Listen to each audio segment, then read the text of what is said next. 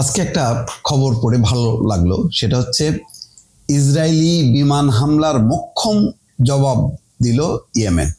Israel তো মোটামুটি এখন আশেপাশের সমস্ত দেশ তছনছ করতেছে, এটা সবাই জানেন। তো কেউ তেমন পাল্টা জবাব দিতে পারছে না। যেমন কাতারে যে এত বড় একটা হামলা চালালো, কাতার কিন্তু সামরিক কোনো হামলা চালায়নি।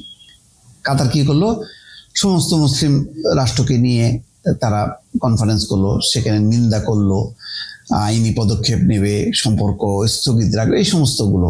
মানে এগুলি খুব কাজের কিছু না, এগুলি ইসরায়েলকে দমন করার মতন কিছু না।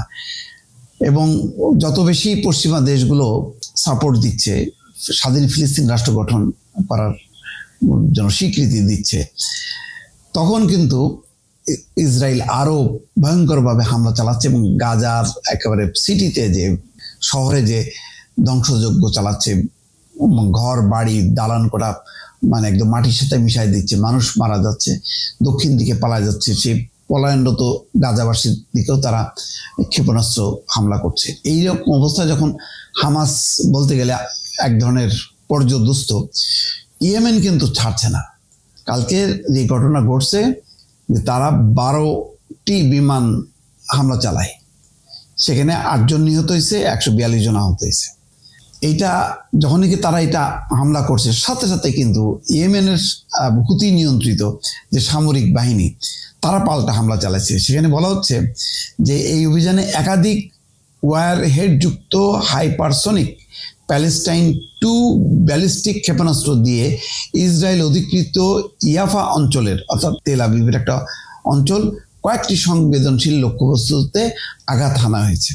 এই আঘাতে কি ক্ষয়ক্ষতি হয়েছে বা মারা গেছে কিনা জানা যায়নি, কিন্তু দেরি করেনি। এটাই হলো সবচেয়ে বড় যে ইসরায়েলকে দমাইতে গেলে এখন তার যে আগ্রাসী মনোভাব, এটার আবেদন নিবেদন অন্যায় বিনয় কোনোভাবেই করা যাবে না, কারণ আমেরিকা আলটিমেটলি কিছু বলবে না। দেখেন এই যে জাতিসংঘের যে সমস্ত আরব দেশগুলো, এরদোয়ান সহ পাকিস্তান বলেন, মধ্যপ্রাচ্য, সৌদি আরব, ইয়েমেন, সবাই মিলে বৈঠক করলো। সেই বৈঠকে তিনি আশ্বস্ত করলেন, কিন্তু কি আশ্বস্ত করলেন, মানে কালকে থেকে বা এখন থেকেই ইসরায়েল হামলা বন্ধ করবে এমন তো কোনো নির্দেশনা নেই।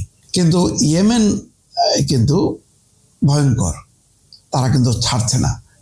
তারা শুধু সেখানে না, বলছে যে লোহিত সাগরে এবং আরব সাগরের ব্যস্ততম এলাকায় উপস্থিত বা এর মধ্য দিয়ে যাতায়াতকারী সব বেসামরিক এবং সামরিক কোম্পানি এবং জাহাজকে নিজেদের পরিচয় প্রকাশের আহ্বান জানাইছে, নাহলে হামলা চালাবে।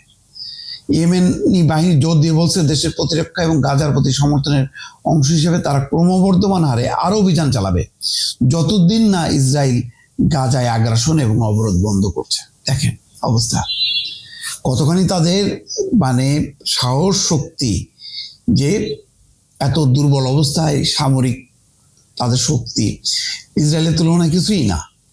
ওই ইসরায়েলে যেমন বিমান আছে, ইয়েমেনের এই হুতি বাহিনীর সেই বিমান নাই যেটা দিয়ে মানে ইসরায়েলের আকাশে যে মানে বোমা ছুড়বে, কিন্তু ওই ক্ষেপণাস্ত্র ছুঁড়ে ছুঁড়ে আঘাত হেনে এনে কিন্তু তারা ঠিকই উত্তর দিয়ে যাচ্ছে। তারা কিন্তু চুপ থাকছে না বা পর্যদুস্ত হচ্ছে না। অন্য আরব দেশগুলো যেমন মায়েরকে হজম করে বসে আছে, ইয়েমেন কিন্তু ঠিকই জবাব দিচ্ছে এবং কালকে তাই করছে। যেই ইসরায়েল হামলা চালাইছে, সাথে সাথে তারাও হামলা চালাইছে। অন্তত এই খবর শুনেও ভালো লাগছে দর্শক।